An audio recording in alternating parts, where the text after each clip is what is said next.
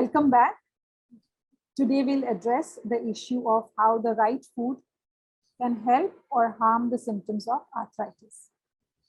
My co-host Sonam, who is a nutrition, nutrigenetic and diet consultant, will quickly answer few important questions. Hi Sonam. Hi. Can you tell us something about arthritis? Sure, definitely.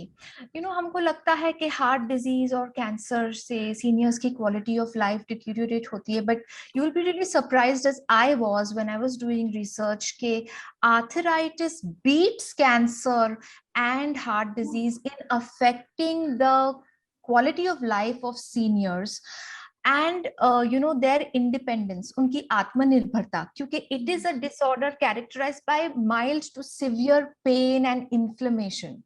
So I was really surprised when I came across this first. That's very surprising. Yeah, even I'm hearing it for the first time. Absolutely. So if you were to talk about food and nutrition, Sonam, so what are some of the functional foods that are good for arthritis?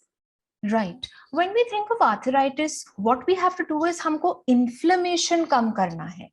So जो सब foods inflammation को कम करते हैं, that is what I would recommend. And as far as the colors are concerned, normally every color stands for something.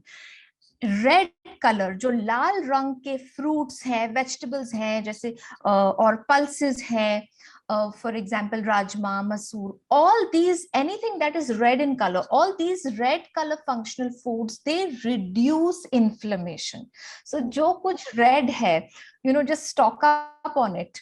Strawberries, cherries, different types of berries, these are absolutely functional to reduce the inflammation.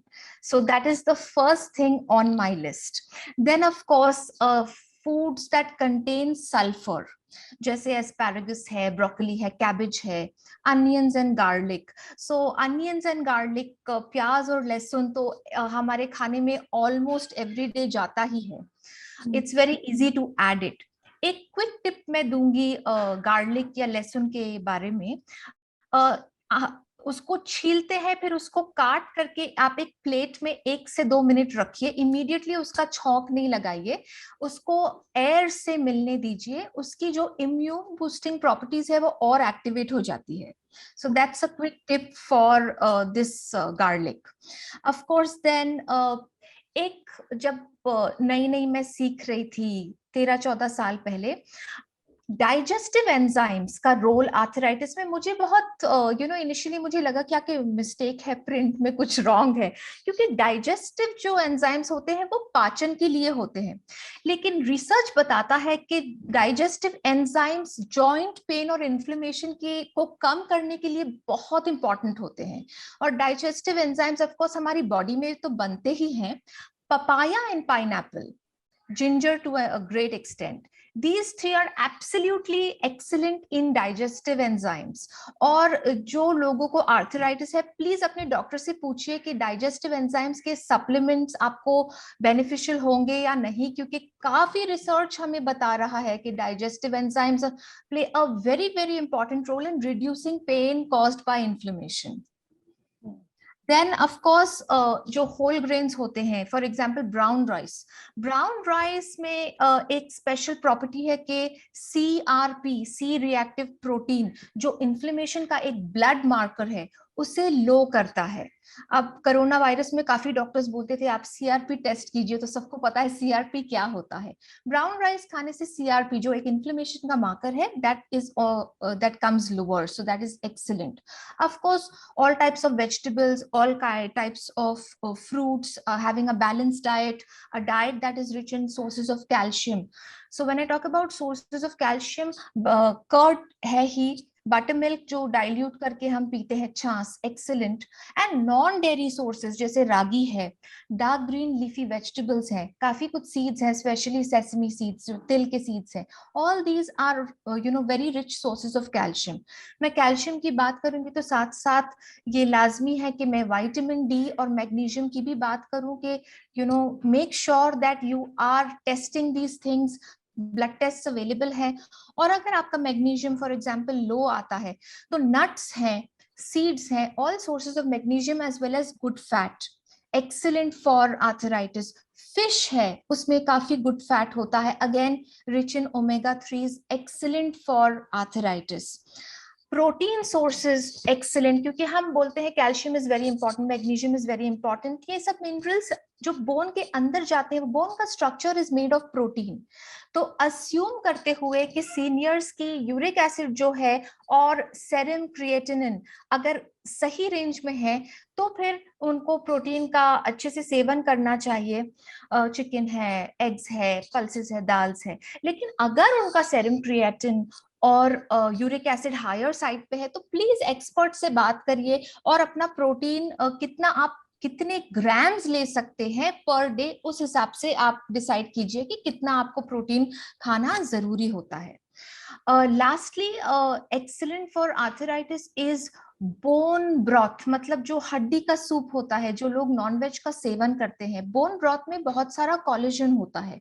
और collagen काफी ladies उसे it's a wonder drug for anti ageing. So जैसे वो चेहरे के लिए anti ageing का काम करता है, एग्जैक्टली वो हमारी हड्डी और जॉइंट के लिए भी उसका सिनर्जिस्टिक इफेक्ट होता है। So collagen is also very good, bone broth में कोलेजन है, प्लीज उसे लीजिए। और काफी डॉक्टर्स सुपरविजन में कोलेजन के सप्लीमेंट्स भी देते हैं, कोलेजन के अलग अलग ग्रेड होता है, तो जॉइंट्स एंड बोन्स का एक पर्टिकुलर सप्लीमेंट भी आता है, तो डॉक्टर से पूछ के आप डेफिनेटली ले सकते हैं अंडर द डॉक्टर सुपरविजन। सो ये सब फूड्स खाने से आर्थराइटिस काफी चेक में रहता है और हमारा जो इन्फ्लेमेशन है वो डेफिनेटली कम होता है। Oh, wow. That was all new information for me, Sonam. Thank you. So, Sonam, so what should we avoid? What kind of food should we avoid? Absolutely, again वही word को मैं focus करूंगी, inflammation. जो सब चीजें खाने से inflammation बढ़ता है, that is what we have to avoid. Number 1, combination of sugar and मैदा, जो रिफाइंड फ्लावर होता है और शक्कर होती है, या तो शक्कर जो ऑब्वियसली दिखती है, या hidden sources of combination of शक्कर, रिफाइंड फ्लावर, हमारे बेकरी प्रोडक्ट्स है, बिस्किट्स हैं, क्रोजों है, breads, certain types of, most of the type of white breads, जो खाने को बहुत कन्वीनियंट होता है, पाव, जो रोटी नहीं बना सकते, वो उनको लगता है पाव खा रहे हैं, these are all absolutely toxic. ये सब रेगुलरली खाने से हमारा इन्फ्लेमेशन बढ़ जाता है। बिस्किट्स के बारे में भी मैं स्पेशल बोलना चाहूंगी। Unfortunately lot of people recommend eating biscuits. आप रोटी नहीं खाइए, आप 2 सो एंड सो ये टाइप के बिस्किट खा लेना, और वो इजी और कन्वीनियंट होता है, क्योंकि एक पैकेट खोलिए और बिस्किट निकालिए। लेकिन उसमें शक्कर और मैदा के साथ साथ ट्रांस फैट भी होता है। सो जो सब चीज आप पैकेट से निकाल के पैकेट से खा रहे हैं, इनमें ट्रांस फैट होता है, ट्रांस फैट से भी इन्फ्लेमेशन बढ़ता है। सो जस्ट जितना हम पैकेज और प्रोसेस्ड फूड कम खा सके, it is better for us. रोजमर्रा की जिंदगी में काफी टाइम मेरे पेशेंट्स मुझे बोलते हैं, मैं सिर्फ दिन के 2 बिस्किट खाता हूँ, एंड देन मैं उनको बोलती हूँ, आप 2 बिस्किट रोज खा रहे हैं, मतलब आप एक महीने में 60 बिस्किट्स खा रहे हैं। So think of it like that. So avoid it, shift over to the humble khakra instead of the biscuit. Avoid all kinds of bakery products, processed packaged food, क्योंकि trans fat से inflammation बढ़ता है। Red meat limits में खाइए, क्योंकि red meat में saturated fat होता है, उससे भी इन्फ्लेमेशन बढ़ता है। कुछ तरीके के ऑयल्स आते हैं, जैसे कैनोला, कॉटन सीड ऑयल, उसमें ओमेगा 6 का रेशो थोड़ा ज्यादा होता है, ओमेगा 6 से इन्फ्लेमेशन बढ़ता है। So be very careful about it. High fat dairy avoid कीजिए। बहुत सारा मिल्क प्रोडक्ट्स, अगेन ये डिबेटेबल है। इसके लिए जब मैं कैल्शियम के सोर्सेज के बारे में बात कर रही थी, तो मैं I limited myself to dahi and buttermilk. So high fat dairy absolutely कम कीजिए। And of course last but not the least, gluten. अब ग्लूटेन क्या होता है? ग्लूटेन एक प्रोटीन होता है जो व्हीट, राई, बार्ली और ओट्स में मिलता है। Again extremely debatable. सो मैं क्या एडवाइस दूंगी, जिनको भी पेन, इन्फ्लेमेशन, आर्थराइटिस, ये सब प्रॉब्लम्स है, 15 दिन के लिए अपना वीट, राई, बार्ली, ओट्स, जो गेहूं की रोटी है, उपमा है, जो भी कॉमन वीट की चीजें हैं, 15 दिन आप बंद कर लीजिए और देखिए आपको फील कैसा होता है। अगर आपको लगता है कि आपका पेन कम है, so you are better off stopping it for a longer period of time. अगर कोई डिफरेंस नहीं होता है, सो प्रोबेबली ग्लूटेन आपके इन्फ्लेमेशन के लिए रिस्पॉन्सिबल नहीं है। और काफी बार पूछते हैं लोग कि अगर हम गेहूं की रोटी और ओट्स और ये सब बंद कर देंगे तो खाएंगे क्या। So it is very important to understand कि बहुत नॉन ग्लूटेन फ्लावर्स मिलते हैं, नॉन ग्लूटेन आटे मिलते हैं। फॉर एग्जाम्पल जैसे जवार है, विंटर्स में बाजरा है, रागी है, राजगीरा है, अमरंथ है, ऐसे काफी नॉन ग्लूटेन आटे मिलते हैं। तो आप डेफिनेटली उनकी रोटीज और भाकरीज बना के खा सकते हैं। बॉडी को अलग अलग टाइप के वाइटामिन मिनरल कॉम्बिनेशंस मिलेंगे। और ऑफ कोर्स ब्राउन राइस के बारे में तो हम बात कर ही चुके हैं। Interesting. Or Sonam, I always thought that oats was so good that we should have it. And gluten, agar gluten intolerance nahi hai, so then it's okay to have. It was what I was always thinking about. Right. So what about nightshade veggies? Should we avoid those?